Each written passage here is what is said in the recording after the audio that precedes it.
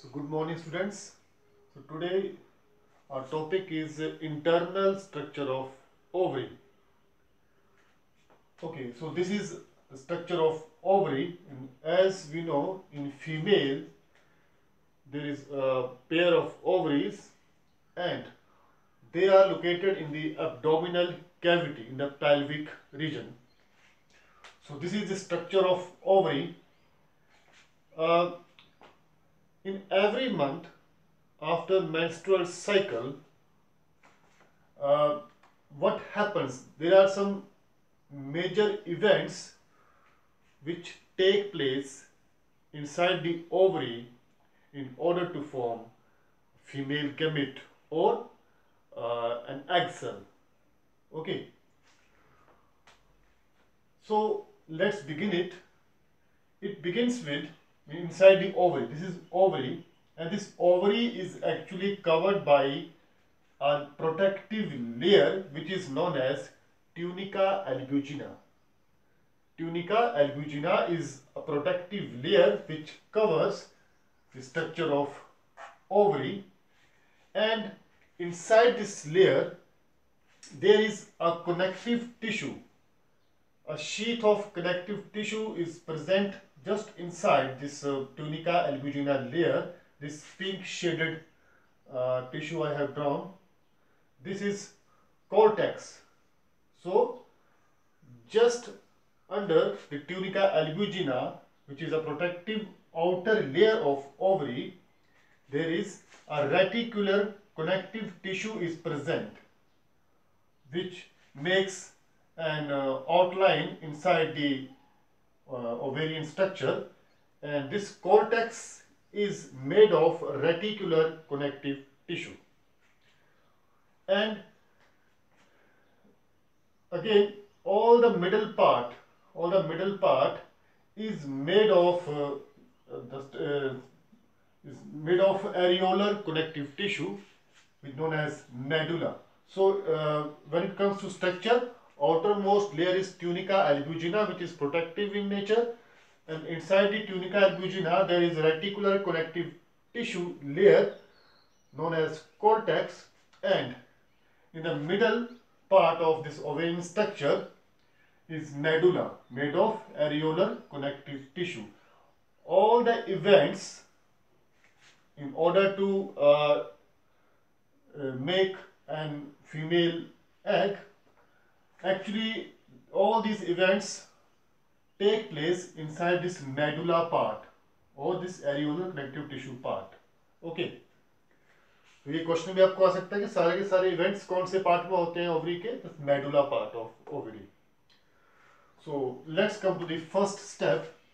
All of these are follicular cells. And these cells are formed every month just after menstrual cycle.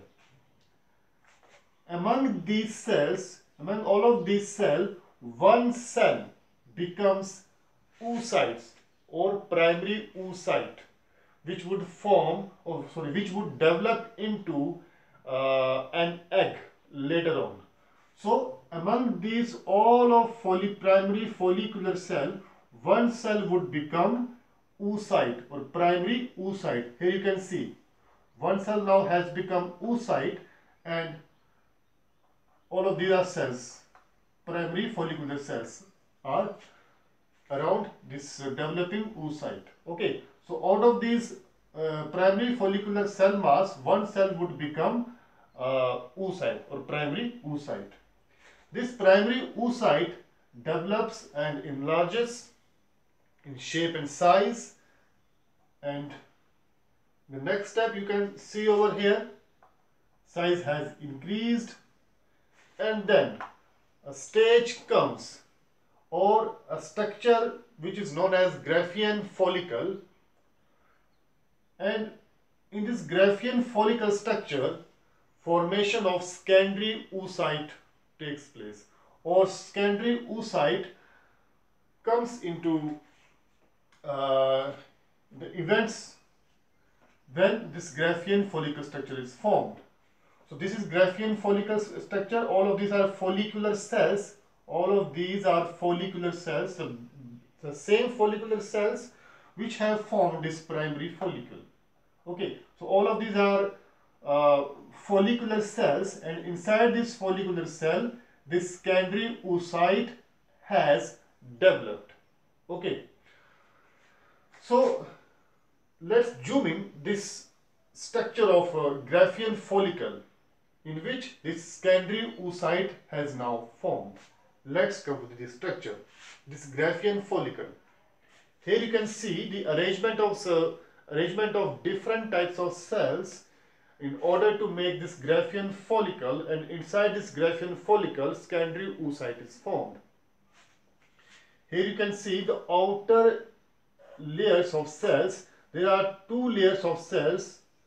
Actually, these cells are follicular cells. Both of these layers of cells are follicular cells, and this membrane is known as membrana granulora. Membrana granulora, actually, and all of these cells are follicular cells. So, and the membrane is known as membrana granulora. The inner membrane is known as theca interna, and its outer membrane is known as theca externa. So on the basis of their, you can see the location, the inner one is theca interna and the outer one is theca externa, and collectively this membrane is known as membrana granulora. And then this fluid-filled cavity, is known as antrum, A-N-T-R-U-M. This fluid-filled cavity is known as antrum, or one more name has been given to this, is liquor folliculi. Liquor folliculi, or somewhat you can say that these follicular cells secretes a kind of secretion. So this is liquor folliculi, fluid-filled cavity known as antrum. And inside this cavity there is a secondary oocyte. This is secondary oocyte which would later develop into an egg or female gamete. This is secondary oocyte. This secondary oocyte is covered by the multiple layers of cells known as discus proligerus or discus proligerus. So this discus proligerus is the multiple layers of cells which surrounds secondary oocytes. This secondary oocytes is not suspended freely inside the Graafian follicular structure. It is connected with a kind of cell mass. This cell mass is, this secondary oocyte is connected with whole of this structure with the help of this cell mass, is known as germ hill or cumulus oophorus. So this cell mass is known as germ hill or cumulus oophorus, and due to this cell mass, this secondary oocyte is connected to this Graafian follicular structure. Okay, so this is all about the Graafian follicle you are seeing over here. After some time, and as you know, this secondary oocyte has been formed in Graafian follicle. After some time, what would happen? This follicular layer of cells would rupture, and this would rupture along with the blood vessels, means blood is lost during the rupturing of this follicular cellular layers. So this follicular cells layer ruptures along with blood vessels, and this secondary oocyte is released. Okay, this follicle ruptures along with blood vessels, and secondary oocyte is released or releases. So here you are witnessing the step named ovulation. Ovulation is all about release of secondary oocyte. Okay, so release of secondary oocyte is ovulation. When does it take place? After the rupturing of follicular layers of cells. Okay, and this is also known as stage 1. This stage 1 is known as corpus hemoresicum. This structure because this structure now has ruptured along with blood vessels and has released this secondary oocyte. Now this structure is known as corpus hemorrhagicum. Corpus hemorrhagicum. Why hemorrhagicum? Because it has lost some blood vessels, okay, along with its rupturing. Also known as bleeding corpus luteum. Bleeding corpus luteum. Why bleeding? Because of the loss of blood vessels. So first stage is corpus hemorrhagicum, and at this stage ovulation occurs and release of secondary oocyte takes place. Okay. And one more thing, when this secondary oocyte is released, it is not actually freely occur. It is covered with a layer of cells also, which the layer of cell is known as discus proligerus. Here you can see discus proligerus. So this layer is all around the secondary oocyte even after the release from Graafian follicle. Okay, and from here it can released and it would transfer to the fallopian tubes. In case if fertilization does not take place, if the fusion of gametes does not take place, what would happen? This corpus hemorrhagicum develops into a mass of cells known as corpus luteum. If fusion takes place, then, and even fusion does not take place, even then. So this corpus luteum, which is you can say modifications of this the follicular cell mass, this corpus luteum, which is formed after the formation of corpus hemorrhagicum, this corpus luteum stage 2 is a yellow body and it acts temporarily as an endocrine gland. Why? Because it releases a hormone named progesterone. Progesterone is released by corpus luteum. Okay. And it also functions as to maintain growing fetus. So it has two functions. It acts temporarily as endocrine gland, releases progesterone, and also maintain growing fetus. And after some time, it would get degenerated and would become corpus albicans. So corpus albicans, nothing but the degenerated form of corpus luteum. This corpus luteum is actually degenerated or broken down by macrophages. Okay, so this corpus albicans is degenerated form of corpus luteum, which is formed after the breakdown of corpus luteum by macrophages. And these events would take place every month after the menstrual cycle.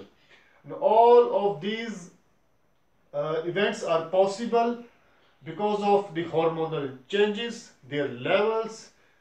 So we would discuss all about the hormonal changes and hormones and menstrual cycle in the next lectures. So in this lecture, it's all about the structure of ovary or internal structure of ovary, primary follicular cells. Among these primary follicular cells, one cell would become oocyte surrounded by follicular cells, and then formation of Graafian follicles. Here you can see Graafian follicle in which secondary oocyte is developed, and after some time these follicular cells rupture and release secondary oocyte along with a layer named discus proligerus, and these ruptured follicular cells are ruptured along with blood vessels. That's why this structure of this cell mass is known as corpus hemorrhagicum. This corpus hemorrhagicum changes into corpus luteum, which would act like temporarily endocrine gland, which would release or secrete progesterone and also maintain developing fetus. Then after its degeneration, due to the action of macrophages, it would convert into corpus albicans, and all of these events would take place on a monthly basis after every menstrual cycle. This ovulation occurs every 13th to 15th day of menstrual cycle. Okay. And अभी इसमें competitive examinations में कई बार आपसे ये पूछ लेते हैं कि इन इवेंट्स की जो स्टेजेस हैं, like stage 1 corpus haemorrhagicum, stage 2 corpus luteum and stage 3 corpus albicans, तो कई बार इनका सीक्वेंस पूछ लेते हैं. तो you must be aware of all of these things, and in next lecture we will discuss about the structure of female reproductive organ and breasts and production of milk. Thank you.